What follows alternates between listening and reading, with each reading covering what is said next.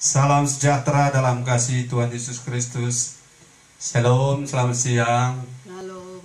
Saya bersyukur karena Tuhan memberi kesehatan, Tuhan memberi kesempatan, Tuhan memberi kekuatan untuk tetap terus melayani, memberi makan anak-anak Tuhan, anak-anak rohani dengan sukacita tentunya.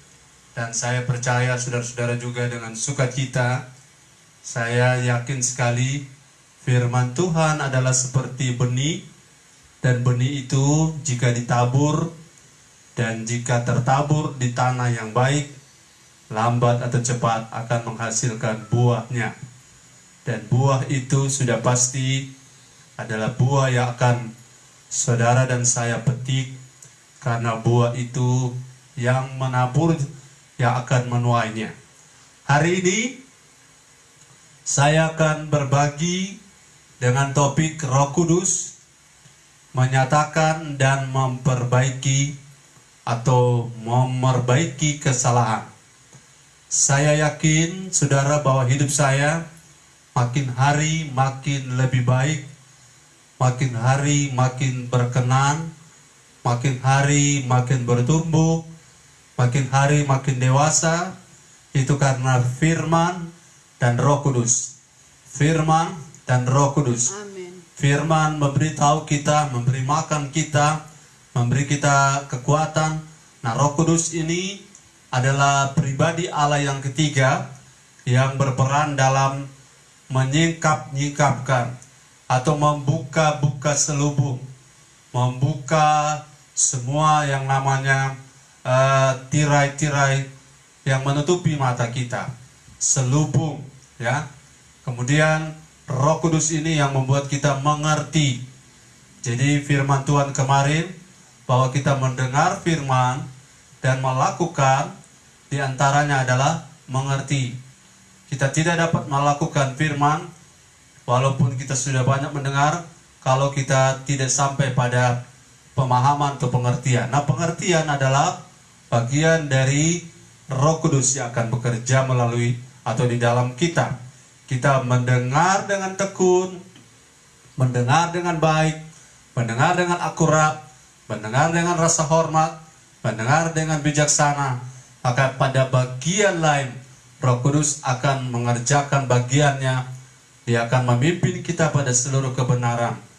Dia akan mengajar kita. Dan pada bagian ini ia akan menyatakan, menyingkapkan, membuka tirai, membuka selubung, membuka penutup wajah, ya, atau face shield yang menutup wajah kita selama ini. Nah, saya ingin saudara membaca dalam Yohanes pasal 16, Yohanes pasal 16 ayat yang ke-18. Yohanes 16 ayat yang ke-18. Saudara-saudara baca sama-sama ayat 18 dari Injil Yohanes 16. Ayat 8.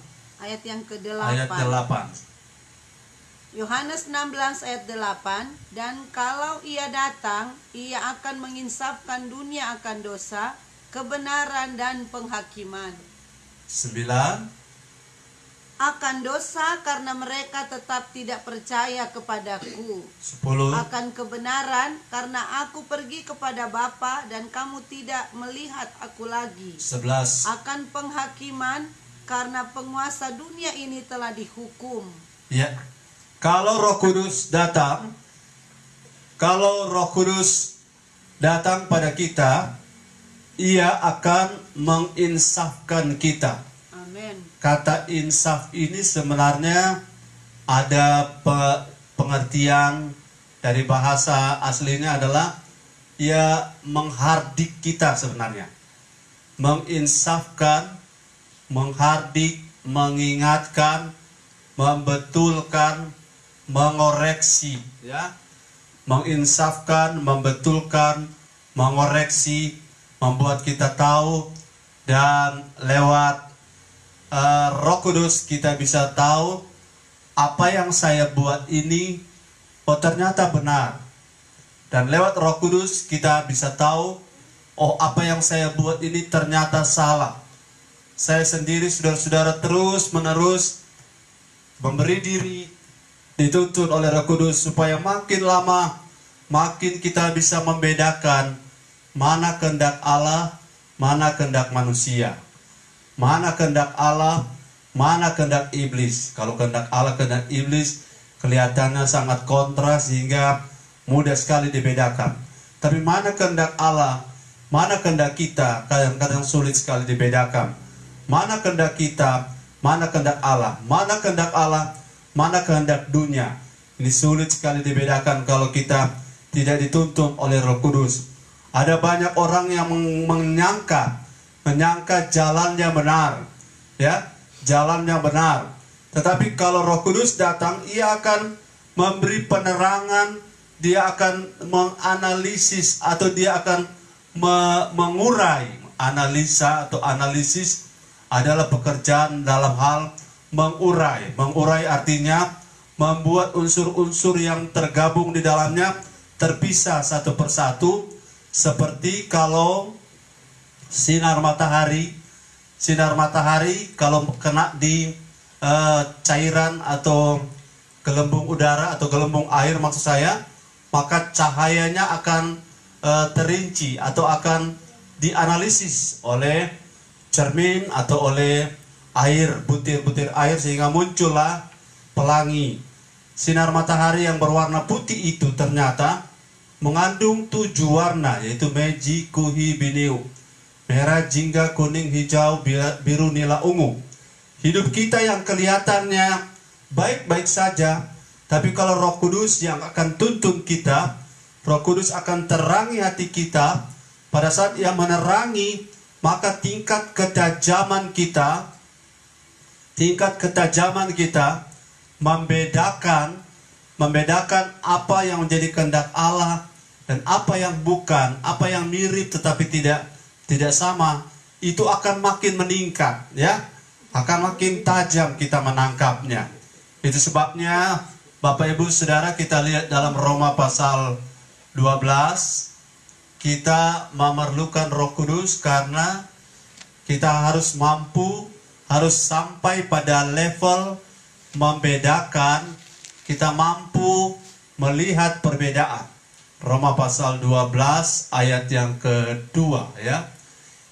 Kita akan ditolong oleh Roh Kudus untuk Roh Kudus menyatakan kesalahan kita, dan juga sekaligus Roh Kudus memperbaiki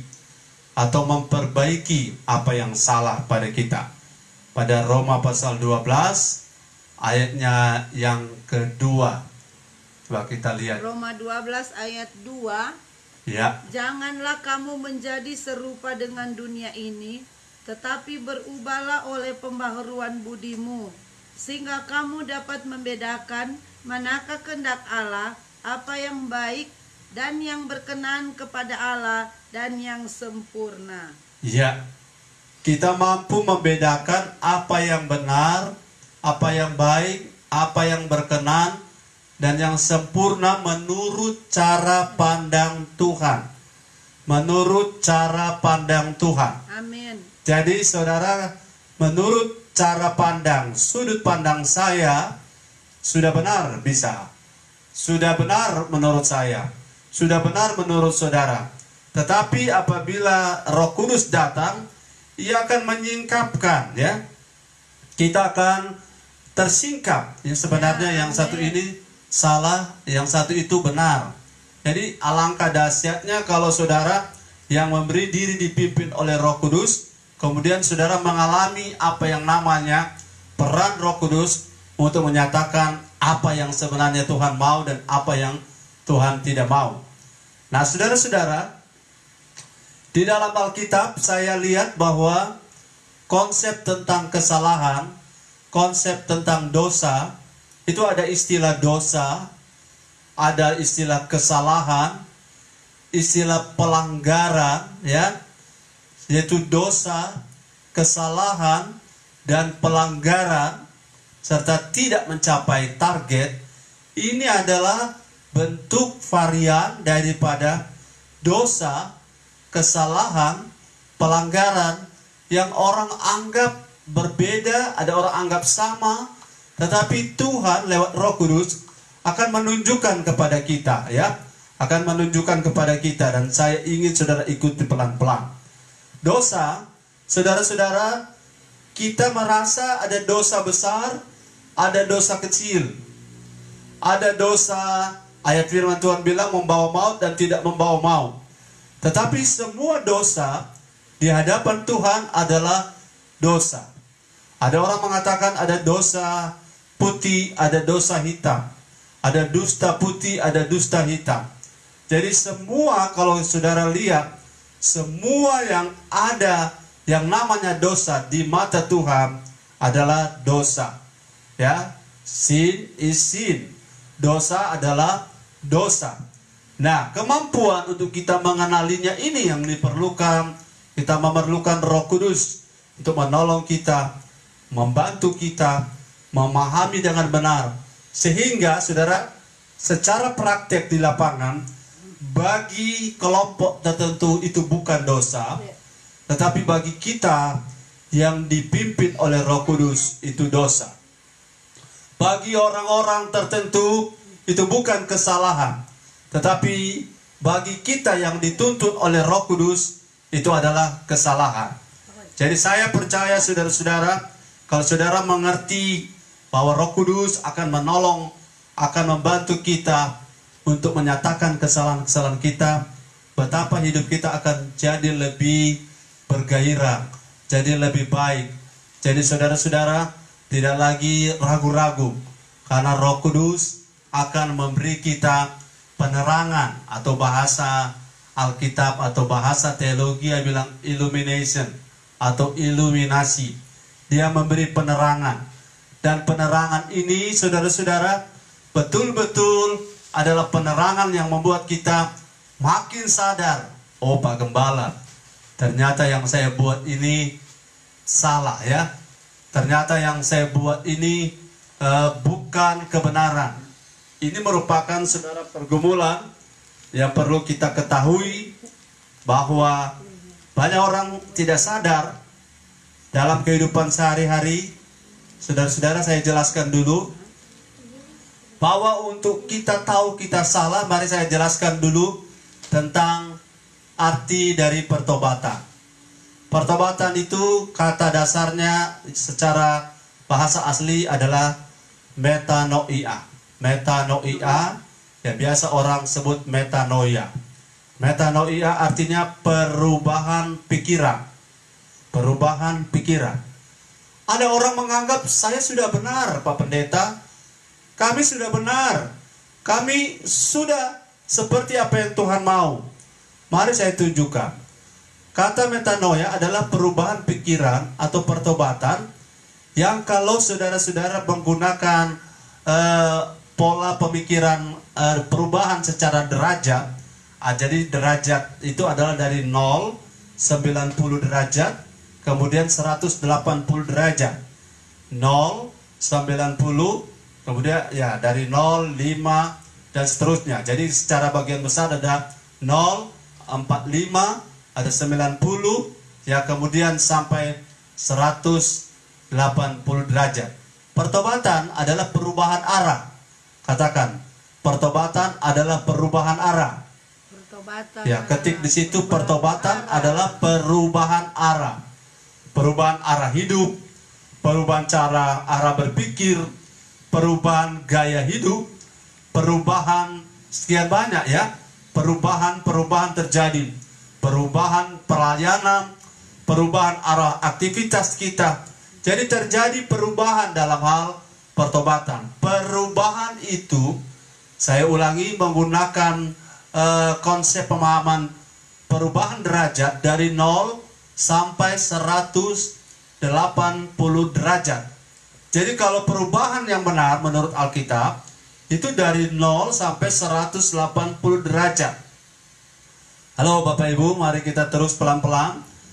Kalau saudara tadinya mengarah ke barat, Kalau saudara metanoia, maka saudara akan berubah arah menjadi arah ke timur, ya.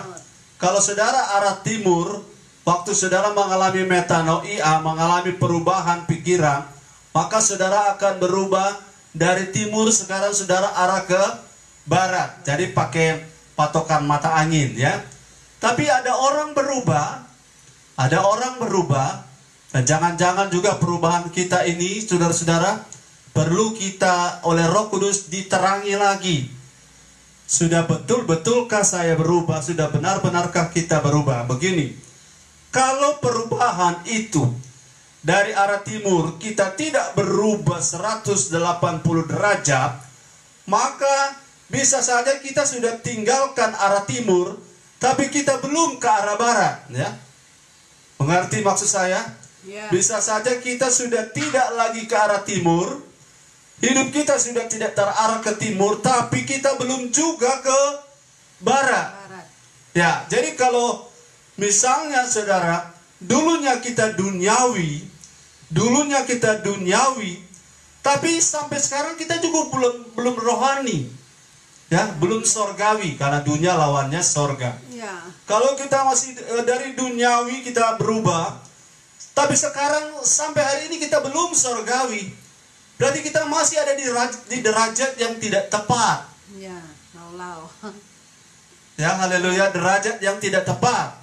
Artinya begini, saudara-saudara.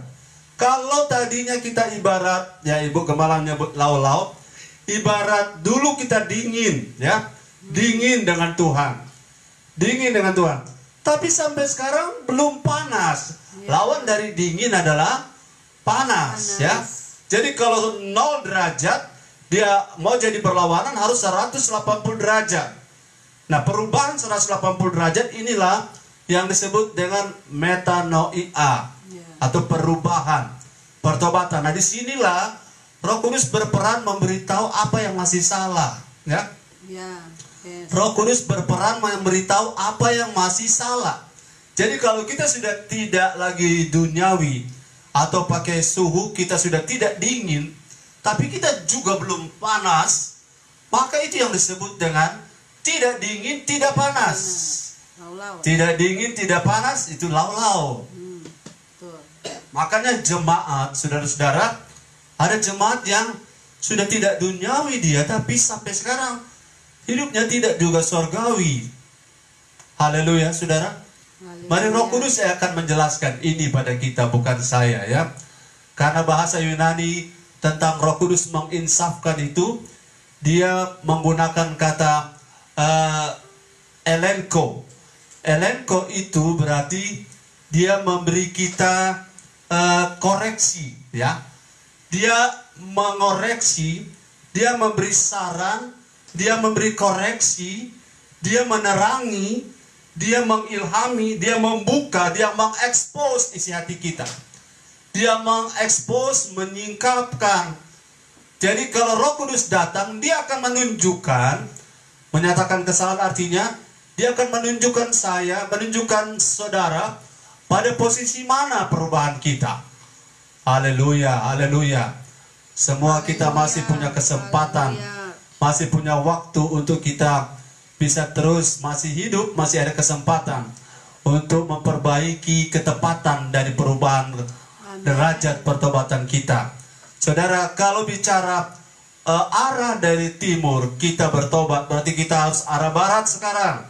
Tapi kalau kita belum arah barat, berarti kita sudah tinggalkan timur, tapi kita belum di arah yang benar. Kita sudah tidak duniawi, tetapi pikiran kita belum juga sorgawi. Jadi kalau saudara tidak 0 dan tidak 180 derajat, berarti saudara ada di 90 dan lain-lain. Kalau saudara-saudara ibarat warna, saya sudah tidak gelap ke siang. Kita sudah ada rupa dulu, ya. Kita sudah ada hitam, tapi saya belum juga putih sampai hari ini. Ya, benar. Artinya saya sudah tidak hitam, tapi saya belum putih. Nah, kalau tidak hitam, tidak putih, itu namanya abu-abu. Ketik di situ, saya tidak mau abu-abu. Saya tidak mau abu-abu. Itu sebabnya sekarang ada Kristen abu-abu, tidak duniawi tapi tidak juga surgawi. Tidak tidak berbuat daging atau tidak dalam perbuatan daging tapi juga tidak dipimpin oleh roh. Jadi saudara-saudara, ini merupakan hal yang penting bagi kita untuk Roh Kudus bekerja dan dia menyatakan kesalahan posisi derajat kita, kesalahan posisi derajat pertobatan kita. Karena kalau kita tidak tepat seperti skrup, baut dan mur, walaupun saudara keduanya ada tersedia baru dan tidak berkarat, tapi kalau tidak tepat maka dia tidak akan saling cocok, tidak bisa berpasangan. Hidup kita juga seperti itu. Tuhan mau saudara-saudara, Roh Kudus akan bekerja, akan menyatakan pada kita apa yang masih salah. Mari saya kasih gambaran tentang warna. Kita sudah tidak hitam. Jadi ada 3 ya. Soal suhu udara atau suhu panas dingin, kita sudah tidak dingin tapi belum juga panas. Kita sudah tidak gelap tapi belum juga putih. Ini persoalan. Kita sudah tidak warna hitam tapi belum juga putih. Ya. Kita sudah tidak gelap tapi belum juga terang. Kita sudah tidak dingin tapi belum juga kita menjadi panas. Kalau tidak dingin, tidak panas itu lau-lau. Tidak gelap, tidak terang itu samar-samar. Kalau tidak putih, tidak hitam, tidak putih itu abu-abu. Nah, kita tidak ingin seperti itu. Saya juga tidak ingin seperti itu. Amin. Karena hidup yang tak jelas ini, saudara, sebenarnya dalam Tuhan tidak ada yang netral. Mau pilih, saudara, semuanya cuma ada dua jalan. Jalan sempit, jalan lebar, terang dan gelap. Semua yang bukan terang pasti gelap, walaupun dia agak terang. Walaupun saudara agak panas, tapi tidak benar panas seperti yang Tuhan mau, itu dimasuk kategori dingin. Demikian hidup kita. Kalau kita lihat jemaat Laodikia, jemaat yang kaya, jemaat yang diberkati, tetapi di mata Tuhan mereka telanjang, ya. Di mata Tuhan mereka telanjang, melarat, tapi materinya kaya. Berarti ini bukan persoalan fasilitas, bukan soal materi, tapi soal derajat perubahan roh mereka. Dan saya tidak bermaksud menghakimi jemaat Laodikia, karena jangan-jangan juga kita di zaman ini masih banyak yang memiliki level yang sama. Jadi saudara-saudara yang diberkati oleh Tuhan, perhatikan baik begini. Dalam Alkitab itu ada 2 perintah ada 2 sifat dari perintah dalam Alkitab, ada 2. Sifat perintah dalam Alkitab ada 2. Yang pertama yang negatif dan yang positif. Negatif dan yang positif. Negatif itu bukan perintah isinya negatif, tetapi kalimatnya. Yaitu, jadi perintah di dalam Alkitab ada memiliki 2 jenis. Yang pertama adalah jangan. Jangan ini, jangan itu. Jangan, dan jangan. Kemudian yang kedua, isi di Alkitab, kalau kita bagi 2, maka ada perintah yang bilang hendaklah. Hendaklah. Hendaklah. Nah, saudara perhatikan baik-baik, Roh Kudus akan memberi kita penyingkapan. Kita sudah meninggalkan atau mengerjakan perintah yang namanya jangan. Jangan, ya. Jangan. Saudara tambahkan di balik atau di akhir kata jangan. Jangan ini, jangan itu, semuanya mudah karena kita hanya menghindarkannya. Berapa banyak orang yang sudah tidak membunuh, tidak melakukan dosa yang lain. Tapi perintah Tuhan yang sisi yang satu ini, yaitu hendaklah. Hendaklah. Hendaklah kamu sabar. Hendaklah kamu murah hati. Hendaklah kamu jadi pelayan. Hendaklah kamu setia. Jadi ini bagian sesuatu yang orang lain anggap ini biasa. Bukankah ada seorang anak muda yang datang pada Tuhan dan mengatakan, Guru, supaya aku mendapat hidup yang kekal itu apa yang harus lakukan? Tuhan Yesus tanya, apa yang kau sudah lakukan? Saya tidak membunuh, mencuri, berzina, saya tidak mengingini harta sama, sudah lakukan sejak kecil. Kemudian kalau begitu Tuhan bilang, ambillah hartamu, jualah dan bagikan pada orang-orang miskin dan ikutlah aku. Saudara perhatikan, untuk melakukan bagian yang jangan, dan jangan, orang banyak bisa. Dan itu orang agamawi bisa. Jangan itu, jangan hanya menghindar. Tetapi bagian, hendaklah kamu saling mengasihi, hendaklah kamu saling mengampuni, hendaklah kamu saling berbagi kasih, hendaklah kamu saling menguatkan, hendaklah kamu tetap berdoa, hendaklah kamu sabar, hendaklah kamu jadi hamba Tuhan bukan hamba uang. Hendaklah, ini sekian banyak kata hendaklah di Alkitab, kalau saudara catat. Jadilah, ikutlah aku, hendaklah, biarlah, semua perintah-perintah ke arah positif ini yang menjadi bagian dari hidup saudara dan saya, yang harus dinyatakan kembali oleh Roh Kudus. Saya sampai hari ini saudara-saudara mulai mendapatkan dorongan baru. Kita tidak puas, tidak berhenti, dan hanya puas pada sudah sampai meninggalkan yang jangan-jangan tadi. Tapi kalau saudara lihat di derajat pertobatan, semua yang jangan kita sudah tinggalkan, ya. Tapi semua yang hendaklah kita belum kerjakan. Berarti kita masih ada di derajat 90 derajat. 0 sudah tidak, tapi kita belum ke 180. Berarti kita masih ada di pertengahan, yaitu 90 derajat. Karena bagian yang paling serius adalah bukan jangan ini, jangan itu. Karena jangan ini dan jangan itu semua agama hampir sama. Jangan berdusta, semua agama melarang. Tapi saudara, pada bagian yang lain, hendaklah kamu mengasihi musuhmu. Tidak semua bisa, tidak semua sanggup. Pada bagian ini yang Roh Kudus akan bekerja. Roh Kudus akan menyatakan kepada kita, kita di mana, di bagian mana, di level mana, di derajat mana kita masih salah.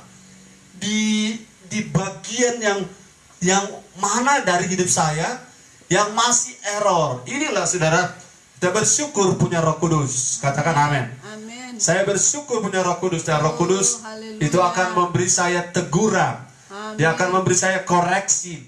Dia akan memberikan saya tekanan yang benar. Dia akan memberikan saya dorongan yang saya butuhkan. Roh Kudus akan mengingatkan saya. Roh Kudus akan membuat saya gelisah bersama dengan hati nurani saya. Apabila ada bagian yang sudah lama saya tahu, tapi saya tidak melakukannya. Saudara, menghindarkan yang jangan itu gampang. Tapi melakukan apa yang hendaklah, ini yang merupakan pergumulan kita. Yes. Dan di sini kita butuh Roh Kudus untuk beritahu kita.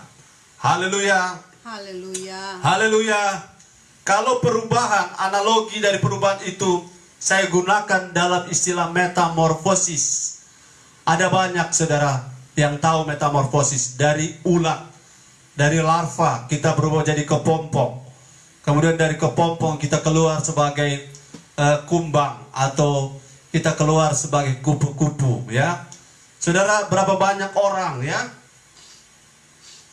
dia sudah bukan lagi ulat, sudah bukan larva, sudah bukan ulat yang menjijikan, tapi ia belum lagi sampai hari ini jadi kupu-kupu, tinggal terus dalam kepompong, tinggal terus dalam balutan kepompong. Kenapa? Ini bukan soal, saya tidak bicara soal proses, karena proses tiap-tiap orang beda. Tapi hasil daripada perubahan itu, harus ada perbedaan antara metamorfosis adalah perubahan wujud. Perubahan wujud, katakan, saya harus berubah wujud. Ya, saya harus berubah wujud. Wujud saya bukan dari manusia biasa jadi Batman.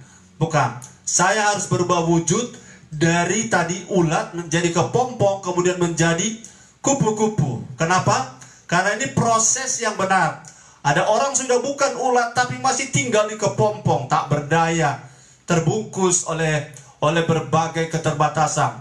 Tapi kita ditakdirkan, destinasi kita harus keluar sebagai kupu-kupu yang bisa terbang, ya. Amen. Dan kita bisa menampakkan betapa indahnya hidup kita bersama Tuhan. Orang-orang akan memuji Tuhan ketika kita keluar dari kepompong. Jadi perubahan itu antara titik awal dengan titik akhir itu bertolak belakang, ya. Bertolak belakang. Titik awal kita ulat, Tapi sekarang kita kupu-kupu yang indah. Amin. Kupu-kupu yang lucu. Itu yang menjadi perubahan yang Allah inginkan bagi hidup saudara dan saya. Dan ini sangat menarik, saudara-saudara. Menarik sekali kalau kita hidup dengan Tuhan. Menarik dan bergairah sekali. Saudara bayangkan kalau semua hati tertuju pada kita dan mereka senang melihat hidup kita. Mereka senang melihat perubahan kita. Mereka senang melihat pertobatan kita. Mereka senang melihat kerohanian kita. Dan juga alangkah indahnya hidup ini. Ketika Yesaya 60 bilang kekayaan bangsa-bangsa dari seberang laut dikirim kepada saudara dan saya. Alangkah indahnya hidup kita. Tapi kita harus terus mengalami rise to be strong, rise to be transformed. Kita bangkit untuk diubah-ubahkan. Transformasi, metamorfosis. Dan transformasi itu prinsip yang sama. Dengan metanoia, pertobatan itu prinsipnya sama. Nah, bagian-bagian mana dari hidup kita yang perlu kita berserah pada Roh Kudus, supaya Roh Kudus nyatakan ini masih salah, Brother Max. Ini masih salah pikiran ini, ini masih keliru, ini cara pandang. Cuma Roh Kudus punya pekerjaan adalah Dia yang mengilhamkan Alkitab. Ia yang mengilhamkan firman Allah yang adalah Alkitab. Alkitab adalah firman Allah. Itu namanya inspiration. Inspirasi bahasa Indonesianya. Ilham. Inspirasi itu adalah pekerjaan Roh Kudus waktu Alkitab ditulis. Nah, setelah Alkitab lengkap, maka bagian kita membaca atau menyampaikan firman, pada waktu itu Roh Kudus bekerja sebagai iluminator. Dia memberi illumination, bahasa Indonesia, dia memberi penerangan.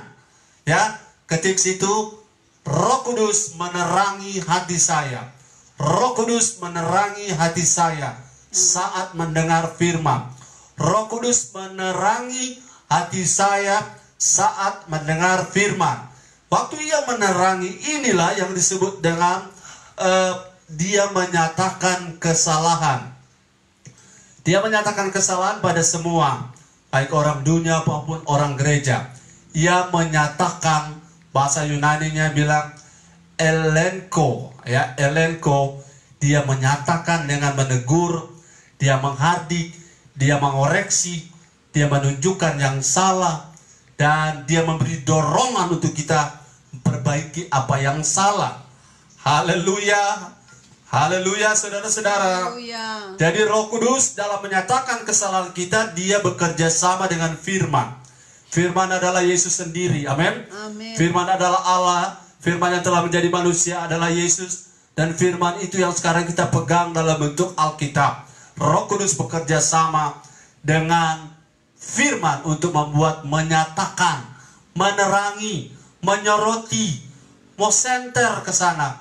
Atau bahasa Manado bilang molobe petoran.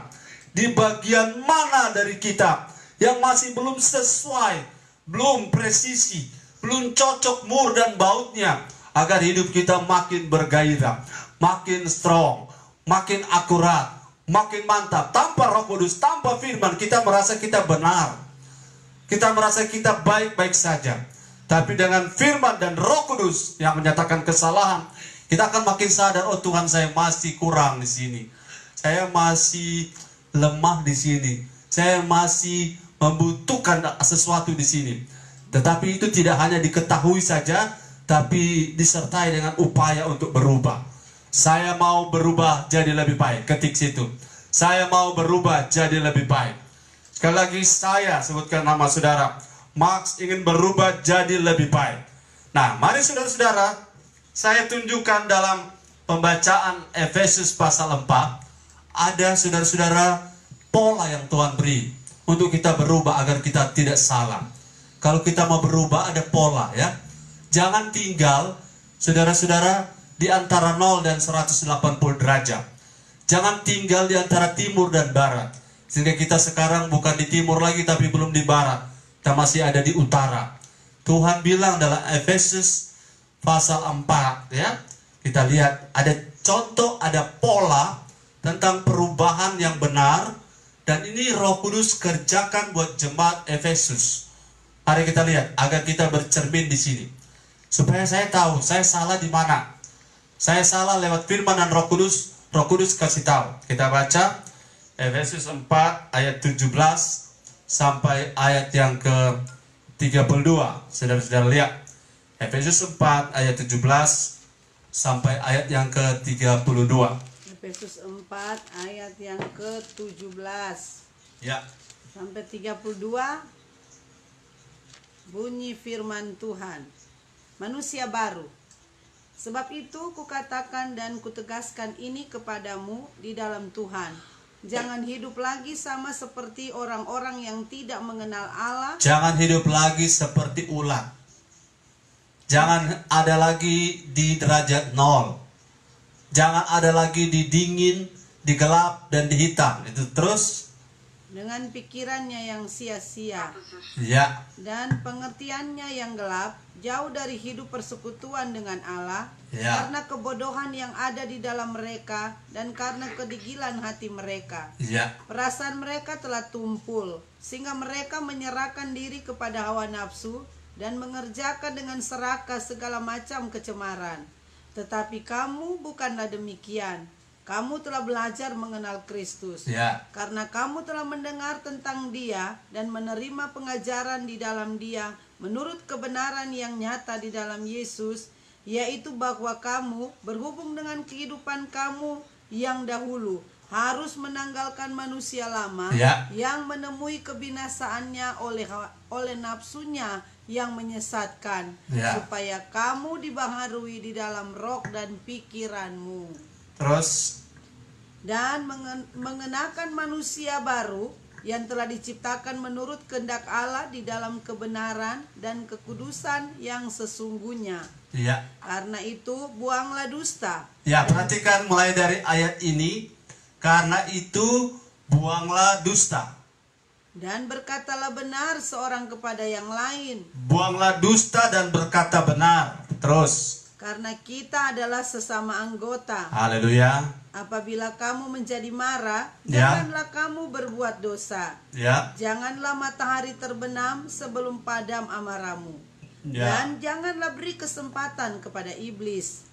Orang yang mencuri, janganlah ia mencuri lagi. Ya. Tetapi baiklah ia bekerja keras dan melakukan pekerjaan yang baik dengan tangannya sendiri. Yes. Supaya ia dapat membagikan sesuatu kepada orang yang berkekurangan. 29. Janganlah ada perkataan kotor keluar dari mulutmu, tetapi pakailah perkataan yang baik untuk membangun, di mana perlu, supaya mereka yang mendengarnya beroleh kasih karunia. Terima kasih, sampai situ. Saudara-saudara perhatikan pada ayatnya yang ke-25. Ayat ini Roh Kudus sebutkan secara rinci kepada Paulus untuk tulis pada jemaat di Efesus untuk sebuah koreksi, untuk menyatakan kesalahan. Saudara perhatikan ayat 25 ya. Ayat 25. Karena itu buanglah dusta dan berkatalah benar. Nah, begini saudara-saudara. Ada orang dustanya sudah dibuang, ya. Dustanya sudah dibuang. Tapi dia berhenti, tidak suka lagi berdusta, tapi dia belum suka berkata benar. Ya. Dia tidak lagi berdusta, tapi berkata benar tidak dia lakukan. Jadi saudara, dusta adalah kegelapan, berkata benar adalah terang. Dia sudah tidak gelap, tapi dia belum mau untuk menjadi orang yang berkata benar. Artinya dia berkata-kata biasa-biasa saja, ya. Tidak mau memperkatakan kebenaran. Lawan dari dusta adalah berkata benar.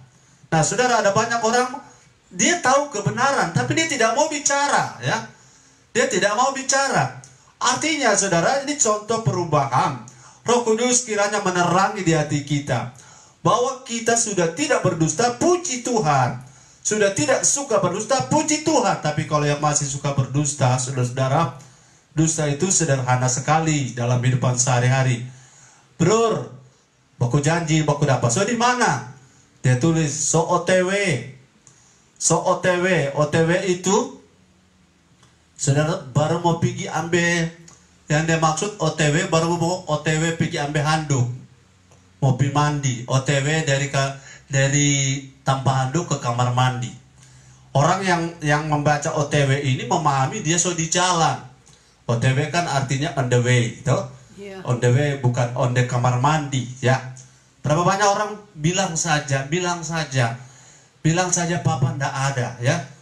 Anak-anak Tuhan seperti ini masih di kegelapan. Kalau saudara Roh Kudus terangi hati kita, orang suka berdusta masih di kegelapan. Saya lihat saudara masih banyak orang yang karena pengen selamat, mereka gunakan dusta. Bilang saja. Satu waktu ada cerita, satu ibu dengan anak, dia bilang begini, karena ini ibu punya hutang, ya. Dia bilang sama anaknya, "Dek, kalau tuh om datang tagih hutang, bilang mama ada keluar, ya." Bilang mama ndak ada. Mama lagi keluar. Baru selesai bicara, tiba-tiba penagih hutang sudah di depan pintu.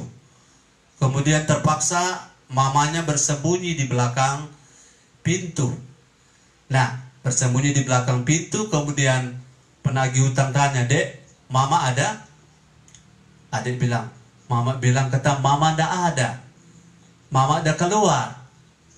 Nah, saudara, mamanya bersembunyi di belakang pintu. Waktu si penagih hutang sudah mau pergi, dia bilang sama adik, "Dek, bilang Pak Mama, om ada datang." Dan bilang Pak Mama, kalau bersembunyi, kalau keluar, dia bawa tuh kaki. Karena ternyata tuh pintu, rata potong sedikit di bawah tuh kaki dapat lihat. Jadi saudara-saudara, dia bilang kalau mama dia keluar, bilang dia bawa tuh kaki, ya. Karena apa? Kebiasaan orang. Orang Kristen seharusnya tidak begitu. Ya, amin. Tapi berapa banyak orang merasa ini tidak salah. Roh Kudus bekerja untuk kasih tahu bahwa itu salah. Sudah mau selamat, ya.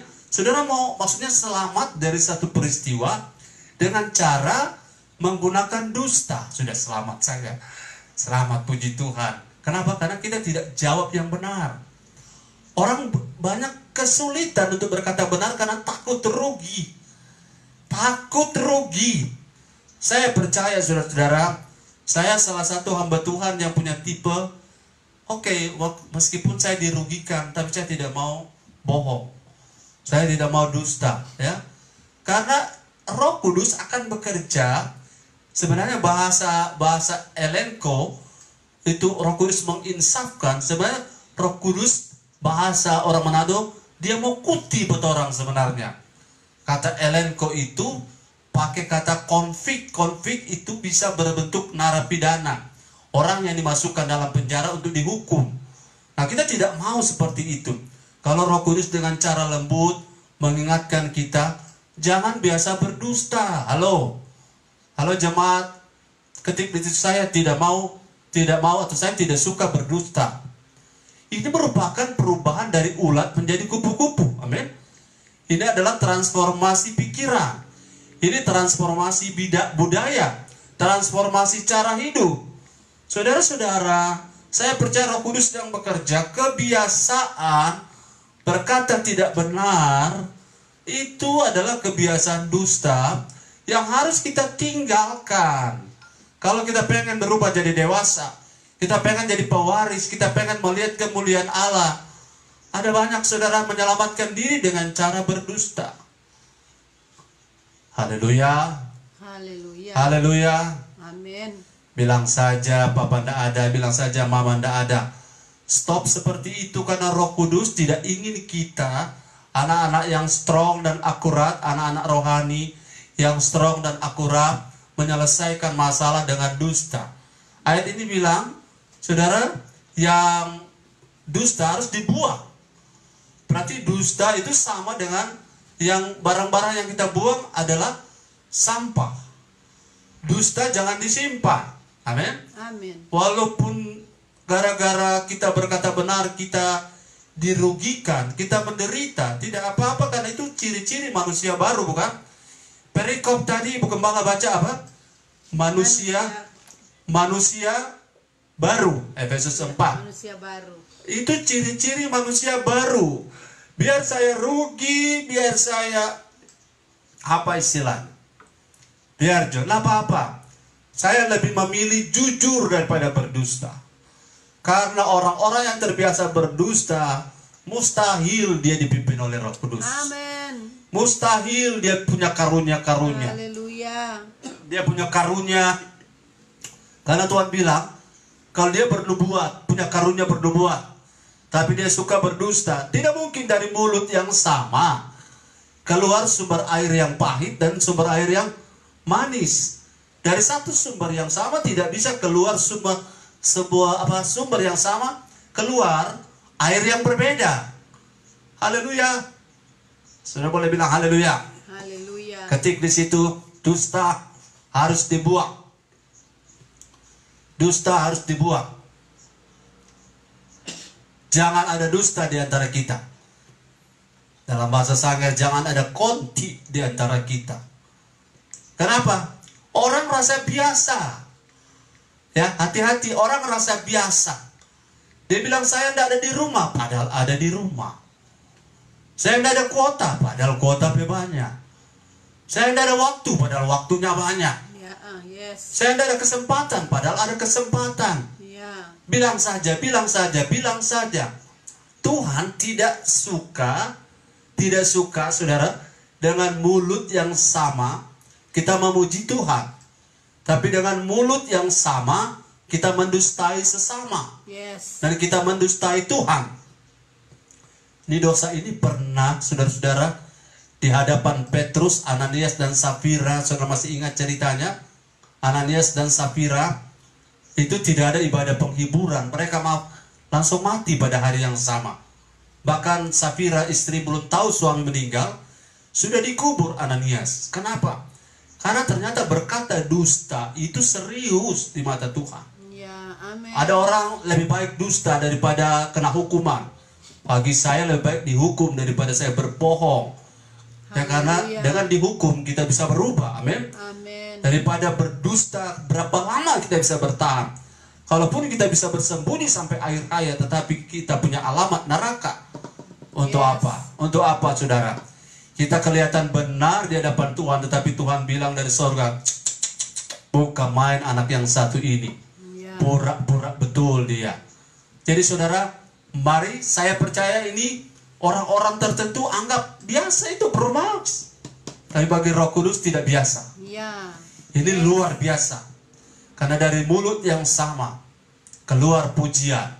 Dan dari mulut yang sama keluar dusta. Inilah yang disebut dengan lidah bercabang dua, ya. Atau bahasa lagu bilang, memang lidah tak bertulang, tak terbatas kata-kata. Kata-kata sembarang dipakai. Sehingga pada hari-hari ini, saudara, kalau saudara mau kata akurat, akurat itu juga harus akurat di bibir, akurat di lidah, akurat di perkataan, akurat di berkata benar.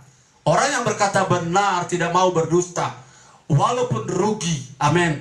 Ini namanya komitmen konsisten. Saya lebih baik fair, jujur di hadapan Tuhan, daripada saya kelihatan benar di hadapan manusia, tapi saya bohong di hadapan Tuhan. Dan pada gilirannya ketika saya meminta berkat, Tuhan berkata dalam Yesaya 59 ayat 1 dan 2. Kita baca. Ini prinsip yang harus saudara perhatikan.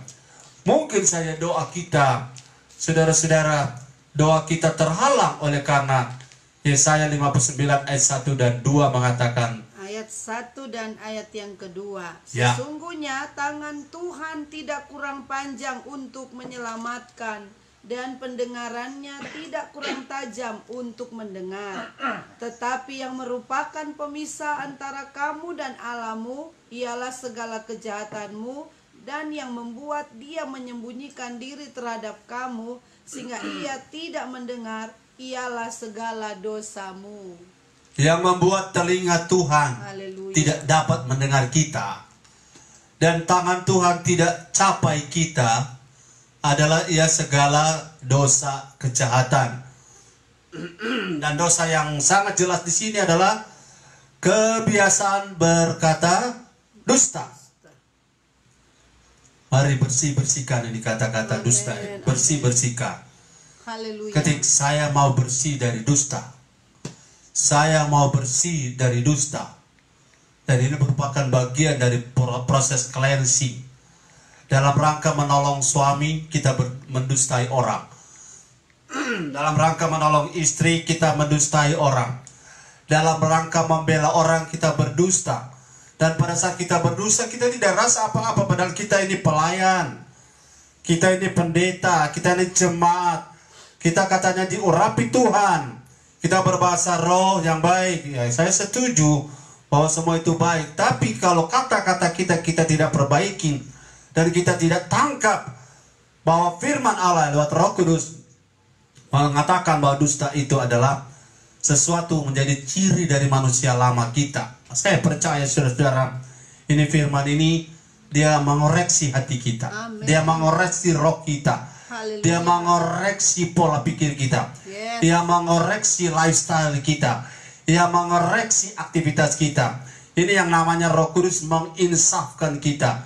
Ia menyatakan kesalahan. Berhentilah berdusta sebelum ia menghukum kita. Amin. Amin. Berhentilah hidup dengan gaya dusta sebelum kita mengalami masalah dengan apa yang biasa. Ayat yang ke-29. Haleluya. Efesus 4 ayat 29. Efesus 4 ayat yang ke-29.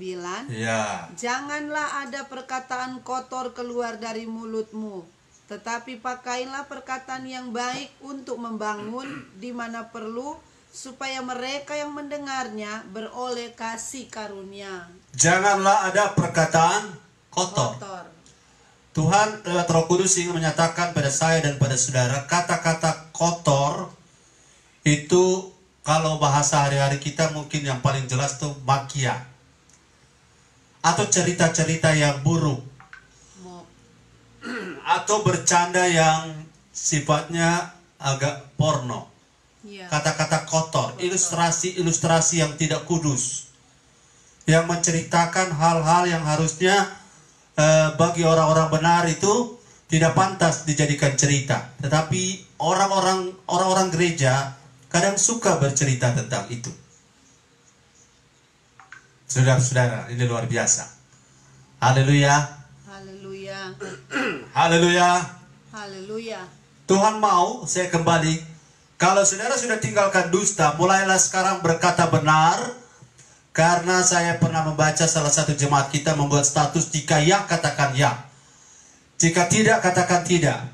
Yes. Karena apa yang lebih daripada itu berasal dari si iblis atau si jahat. Apapun yang ya, katakan ya. Apapun yang tidak, katakan tidak. Saya belajar dulu, kalau saya bilang saya tidak ingin terima sesuatu, saya bilang tidak. Saya tidak ingin terima tawaran itu, saya bilang tidak. Dan saya tidak putar sini, putar sana, langsung bilang to the point, tidak. Atau kalau bilang ya, ya. Dan kalau saya bilang ya, berarti saya konsekuensinya saya harus bertanggung jawab. Ada orang bilang, oke, saya datang, tapi tidak datang-datang. Ada orang yang berjanji, ya saya berikan, tapi tidak pernah diberikan. Ya. Ini merupakan kebiasaan yang Roh Kudus lagi terangi di hati saya. Itu dibersihkan. Yes. Amin. Haleluya. Haleluya. Berapa banyak orang saudara-saudara dipakai Tuhan luar biasa, tetapi tersandung dalam hal kata-kata. Terlalu banyak berjanji ya. Terlalu muluk-muluk kata-kata ini. Kata-kata yang muluk, kemudian kata-kata yang kosong, kata-kata yang hampa, itu dalam bahasa 2 Timotius 3 ayat 1-2 itu namanya membual. Kata-kata yang membual artinya kata-kata kosong, membesar-besarkan sesuatu padahal kosong. Nah ini diantara kita, kalau kita dengar orang bicara sepertinya biasa, tapi bagi Roh Kudus tidak biasa. Ya. Ini adalah kata-kata membual, kata-kata kotor. Maaf saudara-saudara ya, pelayan-pelayan altar, hamba-hamba Tuhan, kalau lagi marah hati-hati dengan kata-kata.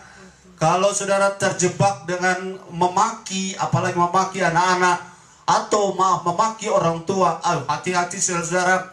Karena engkau, di mana engkau berdiri, di mana engkau berjalan, di mana engkau hidup, Allah ada di sana. Amin. Allah ada di sana. Engkau di mana, aktivitasmu di mana, Allah juga ada di situ. Dan Dia mengawasi engkau. Dia pengen tahu benar-benar apakah kita sadar bahwa yang kita buat ini, kalau kita diterangi oleh Roh Kudus, Apakah kita sadar Roh Kudus selalu bicara itu salah melalui hati nurani kita? Yes. Roh Kudus menyatakan apa yang salah. Amin. Amin. Dan kalau apa yang salah Roh Kudus kasih tahu bukan cuma untuk melarang-larang kita, tetapi demi kebaikan kita. Amin. Amin. Bukan hanya menyiksa kita dengan berbagai aturan, tetapi Dia mengarahkan kita untuk kita jadi sesuai, jadi seperti Kristus, menjadi seperti yang Allah kehendakin, jadi anak Allah yang dewasa. Jadi saudara, berkata kotor hindarkan dari kita. Amin. Amin.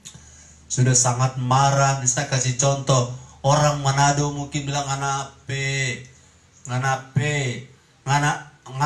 itu sudah mesti diguncing dari kita. Kenapa? Amin.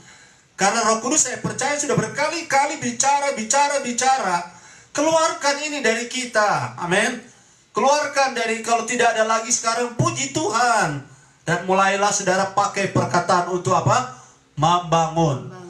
Jadi sudah tidak kata-kata kotor, puji Tuhan. Tapi saudara harus lanjut sampai 180 derajat. Sampai kata-katamu sekarang sudah membangun orang. Amin. Ayo, kata-kata kita harus membangun orang. Haleluya. Saya sendiri masih banyak bersalah dalam kata-kata. Kadang-kadang dengan kata-kata kita orang kehilangan semangat. Dengan kata-kata kita orang kehilangan sukacita. Dengan kata-kata kita orang tidak terbangun, malah dihancurkan. Dengan kata-kata kita orang jadi lemah. Orang-orang kehilangan gairah melayani. Kata-kata kita sudah tidak kotor. Puji Tuhan, haleluya. Tapi mari naik level lagi, 180 derajat. Kita sudah bukan ulat dalam berkata-kata, tapi jangan tinggal di kepompong. Kita maju terus, keluar sebagai kupu-kupu dengan kata-kata yang membangun. Membangun apa? Membangun orang, di mana setiap orang ketika mendengar saudara, ketika mendengar kita, mereka beroleh kasih karunia. Mereka dapat anugerah. Mereka dapat makanan rohani. Mereka dapat dorongan yang benar. Lewat kata-kata kita. Kita tidak dengan kata-kata motivasi, tapi kata-kata firman yang keluar dari mulut Allah, yang limpah di hidup kita. Itu yang kita keluarkan untuk istri. Itu yang kita keluarkan untuk suami. Itu kita keluarkan untuk anak-anak kita, untuk orang tua kita. Berarti dengan berkata-kata mencemooh atau membuat orang jadi lemah iman, atau menghina orang punya iman, atau melemahkan orang lain. Karena Roh Kudus beritahu pada kita, ini bagi orang lain bukan kesalahan. Ini bagi orang lain ini biasa. Brur, pendeta, om gembala, dad, jangan taruh kira memang kita berkata-kata memang begitu. Memang kita berkata-kata memang kesiang. Jangan taruh kira kasar kok kita pemulu. Jangan taruh kira tapi mulu dicari camar cuma tapi mulu kesiang itu. Tapi hatinya ndak. Apa boleh begitu? Itu dusta juga, bro, ses. Ya. Apa yang keluar dari mulut pasti keluar dari hati. Kalau suka rica-rica pasti di dalamnya ada budabu, bukan? Kalau kita punya kata-kata membangun, pasti dari dalam ini ada Roh Kudus. Amin. Kalau kata-kata kita memberi orang jadi, membuat orang menerima kasih karunia, pasti di dalam ini sumbernya benar. Amin. Amin. Dan dalam hal berkata-kata, saya masih memiliki sekian banyak hal. Tetapi hari ini, kiranya Roh Kudus menolong kita dalam hal kita disingkapkan oleh Tuhan. Kita dibuka-bukakan oleh Tuhan. Kita diberitahu. Kita diberi penyingkapan apa yang salah. Apa yang harus kita tinggalkan. Apa yang harus kita kerjakan. Jangan berdusta, sudah ditinggalkan. Jangan berkata kotor, sudah ditinggalkan. Tapi mari ambil langkah lebih jauh, maju terus. Kata-kata kita membangun. Ada orang sudah tidak berdusta, tapi selama ini dia pernah pakai mulutnya untuk memberkati. Dia tidak pakai mulutnya untuk menguatkan orang lain. Dia hanya diam 1000 bahasa. Dia tidak pernah, walaupun dia lihat ada kebenaran yang harus disampaikan pada anaknya, dia diam saja. Walaupun dia tahu bahwa anaknya, temannya harus diarahkan dengan kebenaran, dia diam saja. Sebenarnya saudara-saudara, salah satu dusta yang sifatnya tersembunyi adalah ketika kita berdiam saat kita harus berkata kebenaran. Saya yakin saudara, Roh Kudus akan menerangi terus di hati kita. Tuhan mau kita berkata yang benar, berkata ya di atas ya dan tidak di atas tidak. Saya yakin saudara-saudara, Roh Kudus sedang menyingkapkan kesalahan-kesalahan, menyatakan kesalahan-kesalahan khusus dalam hal berkata-kata. Satu bagian lagi saudara-saudara, mari kita lihat dalam pembacaan kita. Satu bagian lagi, Roh Kudus menyingkapkan dalam hal berkata-kata. Oh, haleluya. Haleluya. Pengkhotbah, kita lihat dalam pengkhotbah. Jadi pertama tadi berkata-kata dusta, berkata-kata kotor kita tinggalkan, kita berkata benar. Kemudian dari berkata kotor kita tinggalkan, lanjut kita menjadi orang yang berkata-kata yang isinya membangun. Kemudian dalam pengkhotbah, ya, pengkhotbah, haleluya. Kita melihat pengkhotbah pasalnya yang ketiga, atau kita cari dulu di mana pengkhotbah ada tulis bernasar, ya.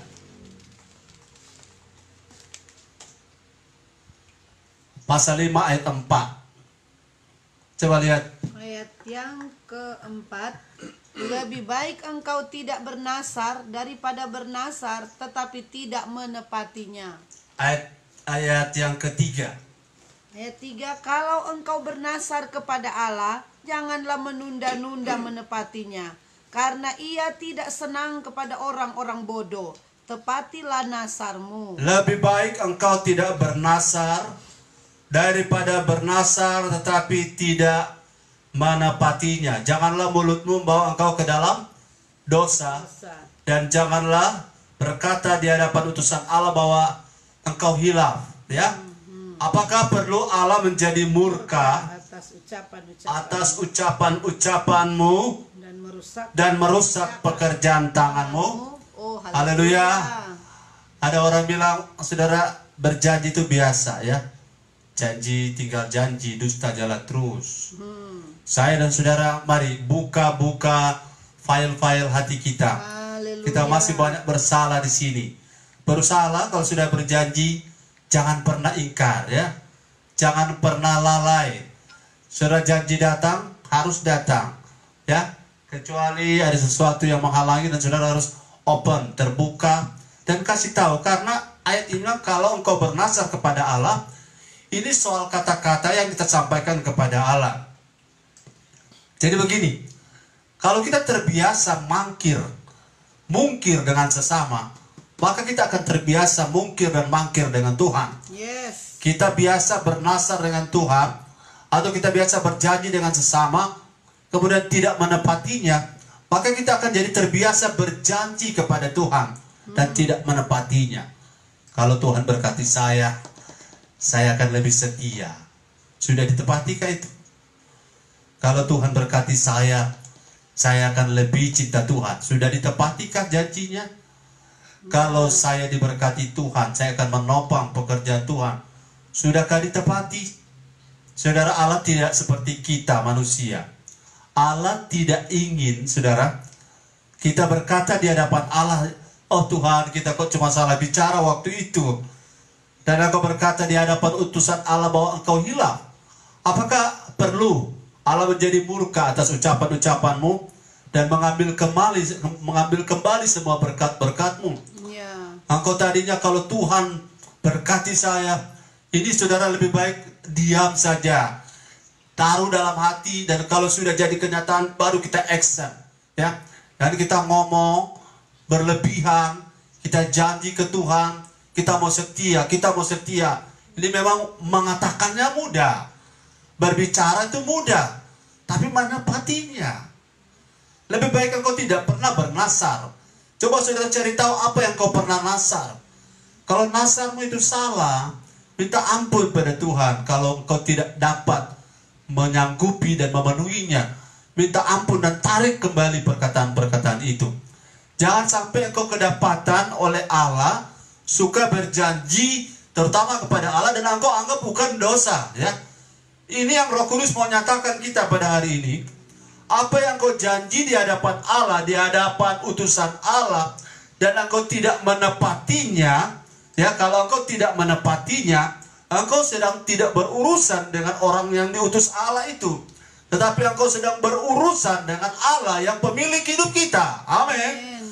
Ayat ini bilang bukan cuma tidak menepatinya, menunda-nunda menepatinya. Yes. Oh, saya nanti mau setia, saya nanti mau sungguh-sungguh, saya mau sudah, pokoknya kita semua betul dan Tuhan. Kata-kata ini hati-hati saudara ya, karena Tuhan itu ayat ini serius dengan kata-kata.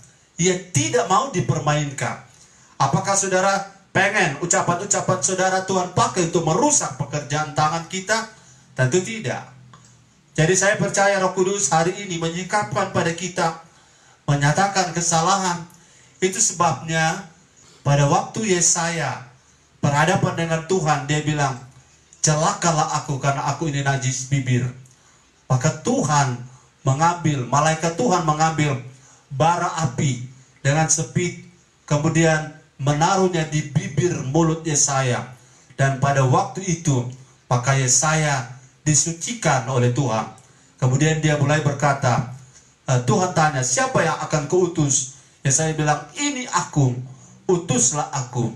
Tetapi dia sebelumnya, dia dibersihkan dari cara bicaranya, dari kenajisan bibir. Saudara, di mata orang banyak bicara salah itu biasa. Di mata orang banyak dusta-dusta itu biasa. Di mata banyak orang berjanji tidak tepati itu biasa. Tapi bagi Tuhan itu serius. Tuhan tidak main-main dengan kita. Ke depan saudara jangan sembarang berjanji. Amin. Ke depan jangan sembarang saudara bernasar. Jangan sembarang saudara buang kata-kata. Karena dengan kata-kata kita, Roh Kudus akan buka dan singkapkan kenapa hidup saya begini. Ternyata mungkin karena kata-kata kita tidak kita kontrol. Kata-kata kita bicara semau kita. Ada satu kata yang saya bilang tadi di bagian awal, membual. Hati-hati saudara. Kalau berkatnya sudah ada saja kita bicara-bicara, itu sombong. Apalagi berkatnya belum ada, kita sudah bicara-bicara. Beda ya, beriman dengan membual berbeda.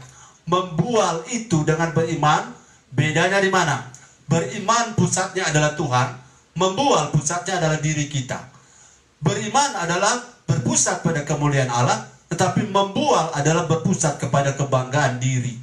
Jadi saya percaya saudara, di hari ini Tuhan akan lebih lewat Roh Kudus akan menyata-nyatakan, begini Bermax, begini Seskom, begini halo jemaat GBT Berias. Saya dan saudara akan makin hari makin diberi arah yang tepat oleh Roh Kudus. Dinyata-nyatakan kembali, ini loh jalan yang aku mau. Ini loh yang saya mau untuk kamu ucapkan. Ini yang saya inginkan ada di gereja ini.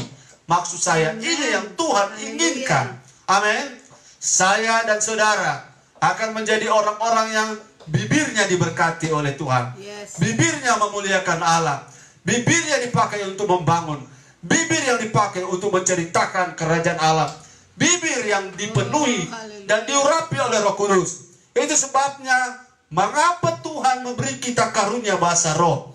Mengapa Tuhan taruh bahasa roh? Agar bibir kita dipakai oleh Roh Kudus untuk kontak dengan Bapa di sorga, untuk menghidupkan roh kita, bukan dengan apa yang lain. Dan hari ini Tuhan lewat Roh Kudus menyatakan, dan Dia memberi kita tahu apa yang salah dengan ucapan-ucapan kita. Haleluya. Tuhan Yesus memberkati kita. Dan Roh Kudus akan memberi kita, membenarkan kita, memperbaiki yang salah dari kata-kata kita. Mulai hari ini berkata benar. Amin. Tepati janji. Amin. Kemudian mulai hari ini saya akan gunakan kata-kata saya untuk membangun orang lain. Bukan malah makan. Tuhan Yesus memberkati. Amin.